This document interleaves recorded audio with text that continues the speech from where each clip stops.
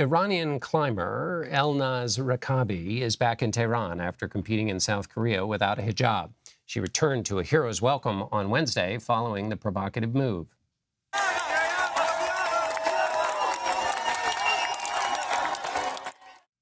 Upon her return, hundreds gathered outside Tehran's international airport to cheer her on. Her lack of a hijab was widely seen as support for anti-government demonstrations over the Islamic Republic's mandatory hijab for women.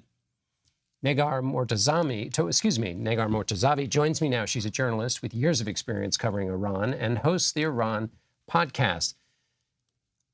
What do you make of this return? Was, in fact, Rekabi in danger? Were the early reports about what happened accurate? What's your assessment of this? There was mixed reporting coming out, but we know from past precedents and similar situations for women that she was indeed in danger. She could be in danger of being expelled from the team, even being put in detention under security pressure, her family in this environment. So anything, or she could have been just forced to stay out of the country and essentially forced into exile, as some previous prominent athletes have had to go through. But nevertheless, the act of civil disobedience, this individual act of civil disobedience with so much courage and bravery that she showed, has become a very iconic and symbolic moment, an image that's gone viral on Persian social media, and Iranians are just sharing it, and the hero's welcome that she received. A rock climber, that's not like your celebrity type of athlete. It's not your soccer superstar, but a rock climber getting this kind of hero's welcome is because people wanted to be there, have their bodies present, and show that they support her and they don't want anything happening to her. And so we don't know. We're still watching the situation very closely, but she must be under immense pressure. And did it surprise you, or did you take it as a part of the new protest culture that she received that extraordinary outpouring when she returned?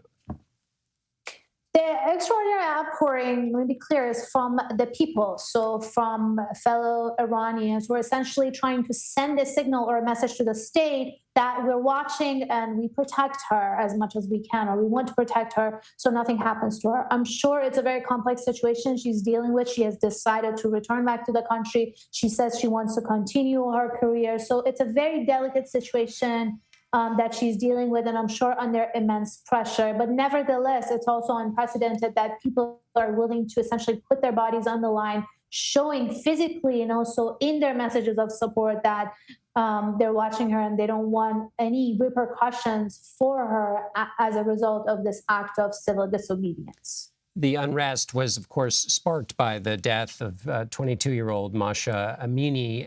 And what is the state of that now? There have been horrible crackdowns, but yet there are still demonstrations going on. What's the situation in Iran right now as you see it? Well, it's an incredible uprising. I see this as at the core of it, a feminist uprising, a women's revolt, demanding basic rights, dignity, freedoms, and just saying no to years and years of discrimination and state-sanctioned violence against them. It's also an intersectional community of protesters with underlying political, economic, cultural, social grievances, and a big population saying no to the entirety of the state, the Islamic Republic, top leadership. How far this can continue in the face of brutal repression, it's difficult to speculate at this point. So far, it's continued a month fairly strong, but we're also seeing images of very brutal violence committed by security forces, shooting at protesters, sometimes even from behind, people, unarmed protesters running away, being shot at. Human rights organizations have documented a couple hundred at least dead and many more arrested and injured, and they may face very harsh sentences. And so it's the blueprint that state has used in the past with the disruption in internet, the targeting of journalists, political activists, and they seem to be using the same blueprint, and they've shown that they have the capacity and the will to crush the protests if they bring down the iron fist, for example, as they did in 2019.